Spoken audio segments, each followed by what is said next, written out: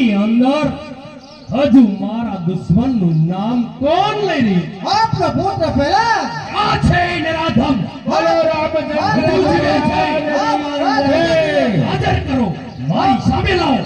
હું પણ જોઈ લઉં છું. હે મહારાજ આપનો પુત્ર પહેલા અરે નરાધમ, અરે પિતાશ્રી તું તો છોડી દે ને રામ રામ કરત તારું આવી બન્યું રે. બોલો શ્રી રામ તું તો પછી લઈ રામ સતરામ કરત તારું. બોલો રામચંદ્ર ભગવાનની જય બોલો શ્રી રામ બોલો રામચંદ્ર ભગવાનની જય બોલો શ્રી રામ બોલો શ્રી રામ બોલો શ્રી રામ બોલો શ્રી રામ બોલો શ્રી રામ બોલો શ્રી રામ બોલો શ્રી હે દુષ્ટ, અરે મહારાજ આ દિવસ લગન હું તમારો પ્રધાન આ રાજનો પ્રધાન તમે જે કીધું એ પ્રમાણે મેં કહ્યું છે મહારાજ આજે મારી દીકરી મૃત્યુ પામી છે તો આને જીવનદાન આપો મહારાજ હે તો મારું મગજ ખાઈ ગયો છે. વચ્ચે તો આવી પ્રેસ.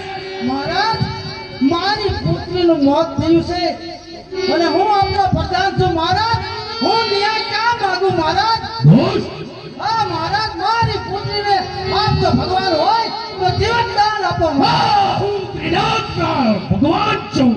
તો મારી પુત્રીને જીવતી કરો મહારાજ. તારી પુત્રી મરી ગઈ હોય તો મારી જાય રે. અરે મહારાજ તો આજથી હું પણ કહું છું રામ નામ છે ઈ સત્ય છે. અરે નરાધમ, એના કાંઈ અવતાર તારી ચામડી ઉખેડી બોલો નાખી. શ્રી રામ બોલો શ્રી રામ બોલો શ્રી રામ. તું તો છે રામનું નામ કરીને તારું બોલો શ્રી રામ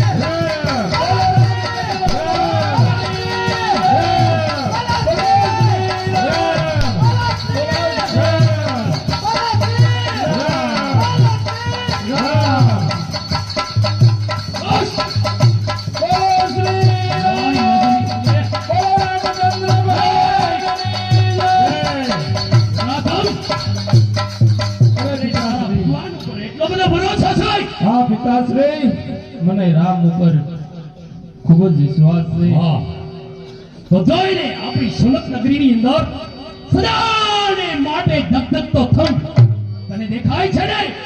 હા પિતાશ્રી મને દેખાય છે. જોઈ લે દુષ્ટ, હજુ કશું વિચારી લેજે.